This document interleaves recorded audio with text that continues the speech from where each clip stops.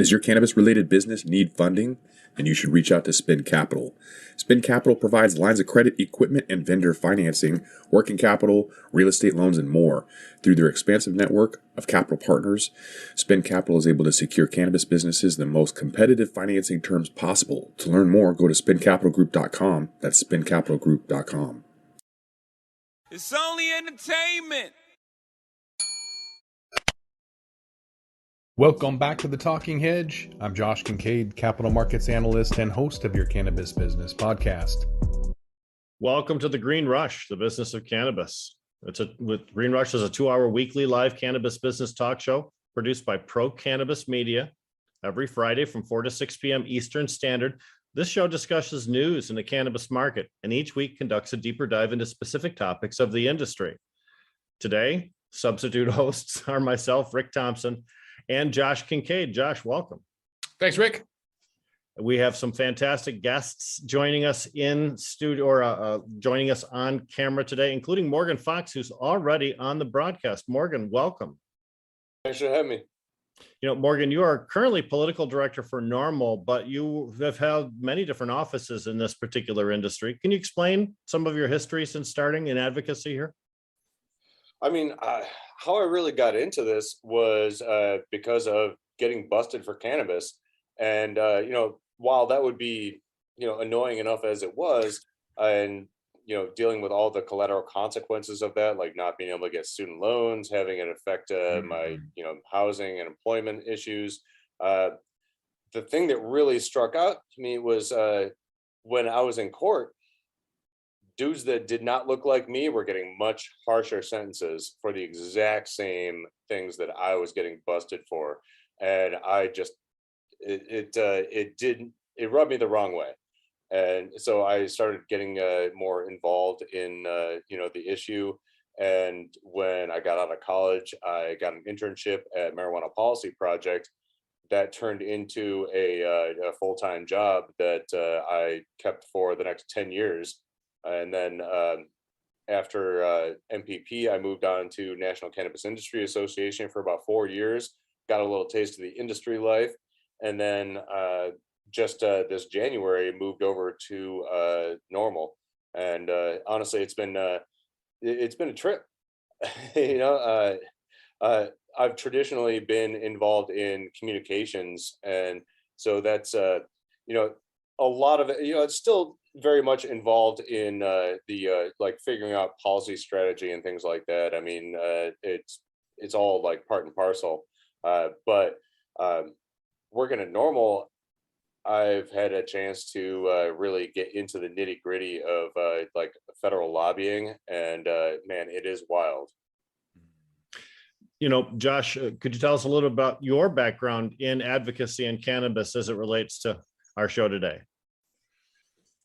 My advocacy is just myself standing on a pedestal. I really kind of haven't really come at it from an advocate's standpoint, but for me, I'm a broken individual. I was an athlete. I thought in high school, people that smoked pot were lazy stoners. They must have been doing indica all day. I don't know. But when I got to college and realized that, okay, the pharmaceuticals that they're now giving me because I broke my shoulder and lost my scholarship kind of changed my mindset from this driven athlete to this more holistic approach. I didn't want to take these painkillers that were going to make me just phase out and not be able to pay attention in college. I found cannabis at a very liberal university next to the Canadian border here in Washington State, and started using cannabis and just found it naturally. So I was more or less running away from big pharma. That's how I found cannabis. Not really trying to get high or anything else. It was just an alternative to pharmaceuticals. And so in high school, it was all about the dumb jock and all of the stereotypes with that. And then in college, it was the stoner stereotype. I've been fighting stereotypes nonstop my whole life. And I've just kind of been this person to advocate. And so I just push and push on social media, and I drive it down people's throats to the point where folks in high school who still think cannabis is this drug are, following me on social media because they're just in awe of this once athlete, now turned quote unquote stoner. And they're like, what is this guy doing? And so they're following me as I kind of stand on this pedestal to kind of keep pushing this thing. Like, there's a lot of rhetoric, there's a lot of misinformation, and there's a lot of BS out there, where it's not this lazy drug that people are using, but more of a holistic approach that, as someone who uses it every day, all day long, I can still have in this interaction and conversation with people. As I work in finance for my day job, I can still do this and use cannabinoids all day long. And just to give the audience a little bit of background on myself, I'm currently the executive director of NORML of Michigan. I'm on the board of the Michigan Cannabis Caucus of the Democratic Party. I work with the Michigan Cannabis Freedom Coalition. I'm on the board of the Redemption Foundation and the John Sinclair Foundation. And I was very proud to co-host this year's Hash Bash celebration on April 2nd. But speaking of Bash, let's talk about Washington, D.C., because I happen to know Morgan's broadcasting from the district. And Morgan, there looks like there's maybe a glimmer of hope for some legislation to come out positively during this particular session regarding cannabis, maybe? There absolutely is. It's going to be a little bit tricky, but I think let's start with the low-hanging fruit. So the Senate, despite the fact that Senator Schumer has been kind of holding back any other incremental legislation until he introduces the Cannabis Administration and Opportunity Act officially, let a research bill slide through that was sponsored by Senator Feinstein. And that one passed with unanimous consent after like 30 seconds of debate, which, I mean, is pretty amazing. Unfortunately, this bill doesn't nearly go as far as the House passed bill that passed a few days after that, that was sponsored by Representative Blumenauer primarily, that actually allows researchers to be able to access products that are available in regulated cannabis markets in the states. The Senate version does not allow for this. And, unfortunately, we all know that the research quality cannabis that is coming out of or that is provided to federally approved researchers is garbage. And is, half the time it's moldy. It's got like 2.3% THC, and there's it does not relate to what consumers are actually putting in their bodies. And so it would be much, much better for the House passed version of this bill to be able to succeed in reconciliation. We're going to be working very heavily with members of the conference committee on that particular bill to make sure that the House version is the one that finally passes, or at least something closer to it, because the Senate version is really kind of useless. It's a step in the right direction, and it's, I think, indicative of a changing mindset in the Senate that it passed with unanimous consent after so little debate. But researchers need to be able to access what people are actually consuming. Mm-hmm. And so if we can't get something along those lines, we're really not making that much forward progress. But politically, it's good that these passed like very quickly and unanimously. And it also just happened to be around the time when the House passed the MORE Act for the second time. So what's the Senate's likelihood of passing the MORE Act? And I'd also like to say how disappointing it is that after a couple of years ago, when we got news that the University of Mississippi was no longer going to be the sole provider of cannabis for research in the United States of America, that promise really remains unfulfilled, Morgan. Isn't that correct to say that? Yeah, I mean, there have been a few dispensations laid out by DEA and NIH in order to study cannabis and to produce it, but it's been a really slow process. I mean, people that have been banging their heads against this bureaucracy for years are still waiting. After, in 2016, they said that they were going to start allowing for more licenses and for more allowances for production as well as for research, and we've just seen a trickle come through. In terms of the MORE Act, So it after it was passed by the House, which was amazing, and I think that the fact that it was pushed forward by House leadership with a lot of work from Speaker Pelosi and from the House Majority Leader Steny Hoyer and Barbara Lee and Earl Blumenauer and a lot of other people that were really stumping to get this across the finish line and to get an early vote.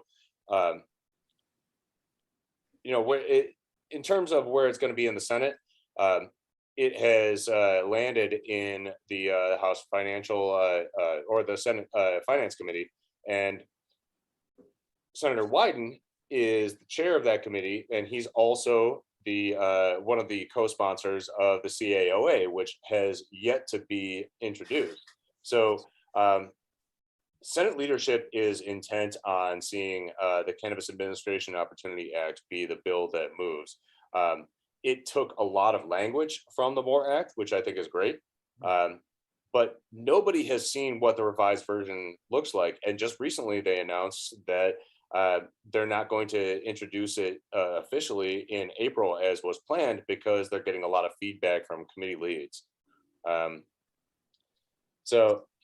Yeah, I mean, we can't really have substantive conversations in the Senate about cannabis policy reform until we actually have a bill that we can talk about.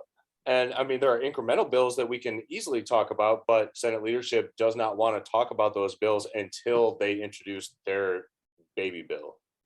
Morgan, we're running out of 2022. Every month that they decide not to introduce something, especially in a year when there are so many crucial elections in states across the United States of America, this is an issue that can get pushed under the rug.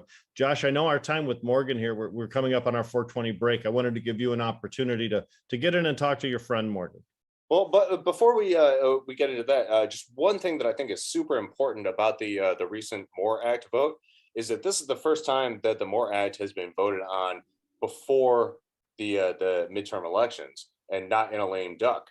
So for the first time ever, we have an opportunity to see exactly where members of Congress stand on cannabis policy reform before they head to the ballot.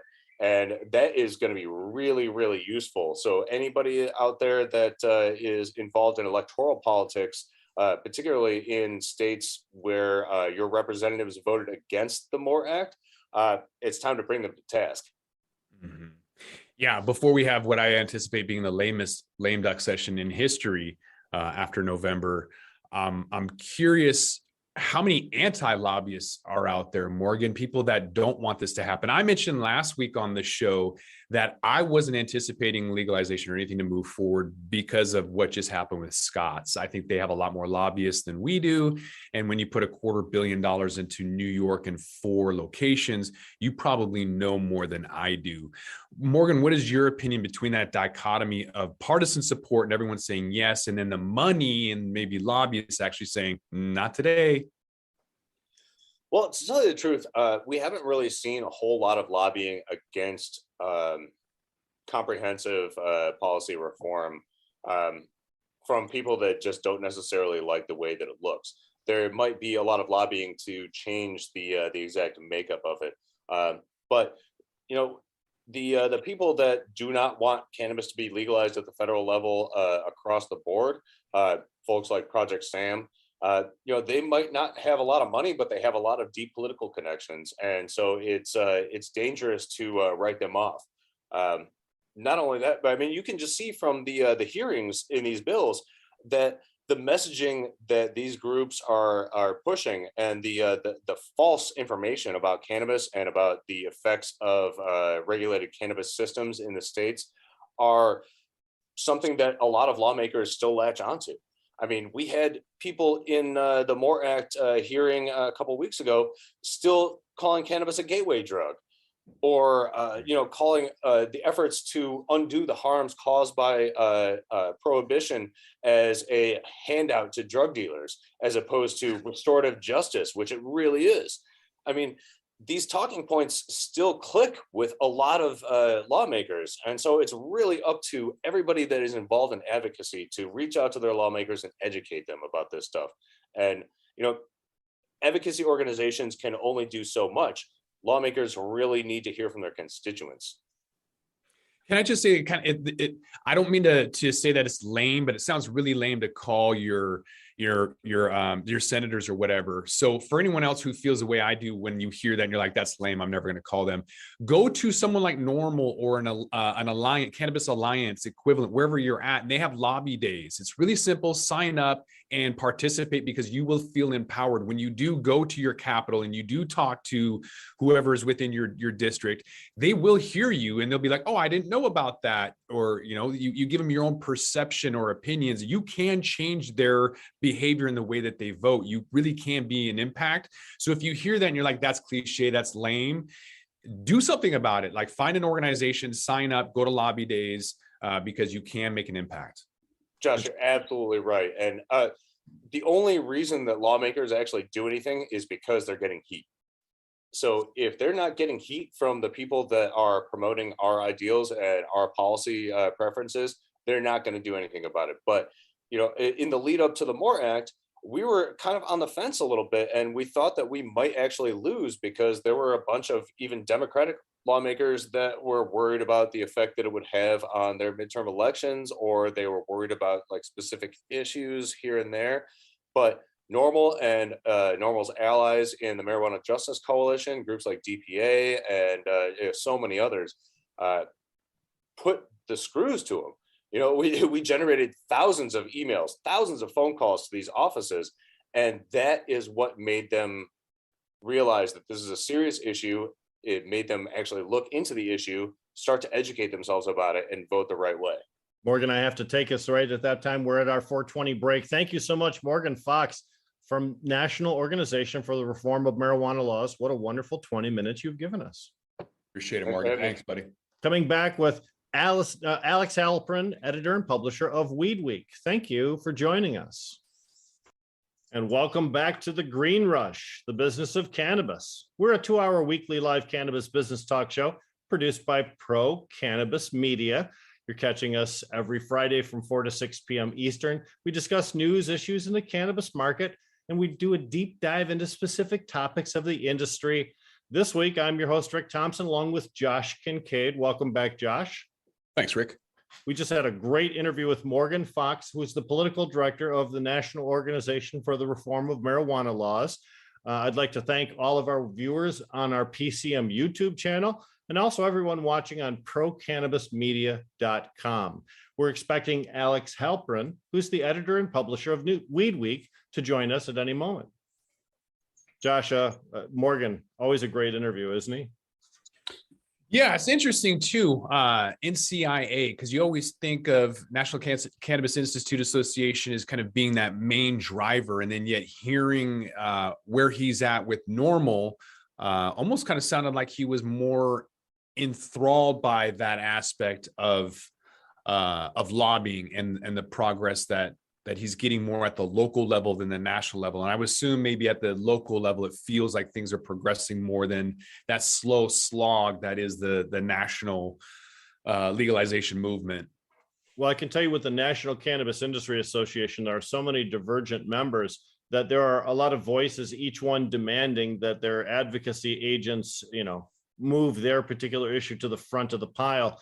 And I know that it's often impossible for someone like Morgan, who's been in DC for a long time. He knows, and sometimes that's difficult to make your clients understand. So with National Organization for the Reform of Marijuana Laws, I think our clients are a lot more, let's just say, laid back.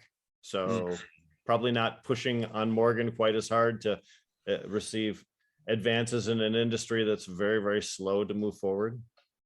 There's so many different avenues and venues, and there's bias, right? Like you were mentioning, like what are you going to get out of it? Whoever writes a bill has got some kind of dog ear on there that's going to benefit them specifically, kind of like Ohio wanted back in the day, five people only, Florida limited license state, you had a $30 million or whatever. All of these initial bills are kind of laughable when you look at it in terms of how unfortunate they are and how biased and opinionated and tailored they are specifically to the benefit of just a very few, and kind of the opposite approach we should be taking, decriminalizing and structuring this, and talking about more about social equity You look at New York, and maybe that's political posturing where they want to have 50% for social equity applicants, and those people come in and they'll sell out to Scott's for $250 million and whatever happens. But it feels good. And that's what you want, is you kind of want this feel good legalization movement with social equity to happen. But the reality is it's going to have a lot of opinions and small print in there. Well, we have 50 different individual states, and I've often considered those 50 states individual crucibles of democracy where they'll develop their own individual cannabis programs. And then when we're moving forward on a federal level, we can take best practices from all of those individual states. With social equity, we have an advantage in that each individual city that's involved in social equity has a chance to pass ordinances or to try programs that would advance social equity in their industry. The city of Detroit just authorized an adult use of cannabis business ordinance, which features heavily an advantage towards social equity applicants. It's possible that could be the new state, the new national standard. We had high hopes for Chicago, but it seems like Illinois is having a little bit of trouble working their program out. And you very much, Josh, were right to mention New York. That has a lot of promise when it comes to social equity. But the industry itself, we need to continue to experiment until we find out what's right. It seems illogical to think that we would come up with all these answers in just 2 or 3 years when these questions seem to be so complex, right? Mm-hmm. Yeah, I wish that there was a little bit more diversification, even with a lot of the hospitality, marijuana lounge, cannabis cafe bills that I've been viewing. All of them, they're all very, very similar, unfortunately. When you kind of hope that people would take a more unique approach to it, it seems like maybe Colorado and Washington, when we went legal 10 years ago, everyone just kind of copied and pasted and then had their own petri dish experiment that they now have to work through, rather than somebody coming up with a more clear, transparent, and easier way to make these things move faster. And some of them have. There's been states in the Northeast that don't have the 700 days that it took California. I think it was more than 3 years that it took California to figure their stuff out. But they are coming at it quicker. I just wish that there was, I wish that was written more for the everyday person, just like a regular LLC. Once you put in these kind of limited licenses, if it was just opening up a regular business, it would be a lot more competitive. If they had the SBA type, I'm not a fan of the SBA, but if there was a social equity opportunity for them to get in advance quicker, that would be better. There's just too much red tape. There's too much regulation. There's too many issues right now. And I'd rather have something, like the banking industry has, where it's a self-regulatory organization. They have this SRO, this self-regulatory organization in the middle. They write all of the bills to make it too complex for the senators to understand it. And then therefore it's written in their own bias. It's written for them, and no one can question them because it's so complex. Their senators don't want to look stupid. House reps don't want to look dumb. And so they're like, yep, I guess that makes sense. Let's do that. And then the bankers get to run with it all day long. So why don't we set up an SRO? That's what the NACB tried to do. The National Association of Cannabis Businesses tried to do that. They kind of got out of that for some reason. The NCIA won't lobby hard enough, and NORML's too, I don't know what the deal is. We need something, and I believe an SRO could be that entity that could get us there, because I see it work with banks. Why can't we do it with cannabis? Yeah, NORML is more of a consumer organization. Those others that you mentioned are more business-based trade associations. And that's really perhaps what we need is to have the industry mature to the point where our trade associations compete on an equal level with some of those in the pharmaceutical or in the automotive industries, or in the natural resource industry, like mining or forestry or oil exploration. They certainly seem to have the lock on lobbyists. I thought it was very interesting when you asked Morgan a question about the anti-cannabis lobbyists in the Washington, D.C., because we continue to hear about those forces that would like to put their knee on the neck of the cannabis industry, including the alcohol industry and big pharma, and even sometimes the insurance industry as well. Josh, you've heard those stories, right? Yeah, there's plenty. There's newspapers still, and oil and pharmaceutical, and all of the traditional typical players that don't want to be in there. And what I was alluding to with the anti-lobbyists was within the cannabis industry itself. I think there's plenty of MSOs who don't want legalization yet. So I don't think they want to necessarily put the knee on the neck of the industry's advancements, but they definitely want to be holding the ankles so it can't crawl forward any faster. Of course, when you open up state borders to interstate transfer of cannabis product itself, that really could upset a lot of individual state markets. And there are a lot of multi-state operators, those MSOs you mentioned, who really want to get their footprint established. If you look at Florida, we have one company that has 153 dispensaries in Florida. They've got a real lock on that state. And although in Michigan, we're a free market state, and I'm happy that we are, I can see from an MSO perspective where they would like to get that kind of a dominance of the market in other states before we open up the floodgates, so to speak. Absolutely. That's going to keep all of their money where it's at because you're limiting the amount of new entrants. So there's a serious block in terms of your ability to get into New York. You don't have $250 million, forget about it. You don't have 25 million to get into Arizona, get out of here. Most people can't even get into Washington, and it's only made 100 or 200,000 for a license. I say only, but yet if there is this limitation towards interstate commerce, like if the feds deschedule it and then the MORE Act passes and there's only a framework for interstate commerce, but not the actual legalization, those MSOs get to play for years for first mover advantages while the other schmucks, mom and pops, just get annihilated. So they're like a Larry's Handy Mart in a world of 7-Elevens. They're never going to have the same market cap, market share, profitability, or history that these companies, these corporations are going to have. Well, that also talks about the viability of social equity businesses too, who by definition are not being allowed to be first to market. They're actually the ones who have the least market opportunity. Finally, social equity allows them to get licenses, but by that time, most of the good places, the good cities, the prime locations are already taken up. And now they have to struggle for market share in an industry where their competitors have had several years of marketing and name recognition advancement before these social equity companies even break ground. Mm-hmm. Yeah, it's a huge disadvantage for anybody to try and compete at any point in time. And you give first mover advantage to somebody, and without banking and without finance or whatever, it's an uphill battle no matter what. So I think there needs to be people coming together for nonprofits or co-ops and banding together rather than trying to do it themselves. There's all this ego and individualism in places like Washington and Oregon, where I'm from. I'm in Seattle, and I see it all up and down the West Coast of these people like, I'm going to do this. And right now it's like, you're not. And it's going to be really hard if you keep trying. And so if we maybe band together and cooperate, there's an opportunity there. Outside of that, I think you're going to kind of still see folks in new emerging markets doing the same thing that we've been doing out here on the West Coast forever, which is trying to start from the ground up, failing miserably at it with your inefficiencies of having 18 people on a pre-roll machine, for example, thinking that this is Cuba, in the 1800s rolling cigars. That inefficiency, the lack of capital, the lack of automation, the lack of opportunities, all of this lack doesn't have to be there when we can kind of try to come together, collect our resources, have a co-op model, band together and produce something that is of substance that we want.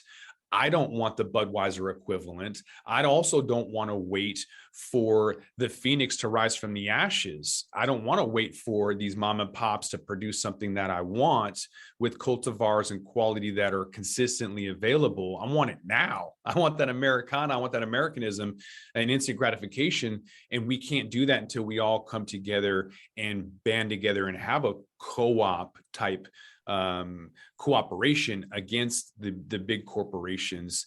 Otherwise, they're going to continue to run. And there's benefits to that. They're going to bring the price down. They're going to bring availability everywhere. But that's going to take a long time. And that's why I'm saying I don't have the patience to wait for that micro beer equivalent to bring in something that everybody wants. And I think there's opportunities to bring that in now, but people need to realize that it takes cooperation in order to make that happen. Josh, thanks for that. I echo all your sentiments too. With that, we're going to roll this one up. I'm Josh Kincaid. This is The Talking Hedge. Don't forget to like, share, and subscribe, or don't, and I'm out. Don't forget to smash that like button on your way out and check out these other videos that we've got.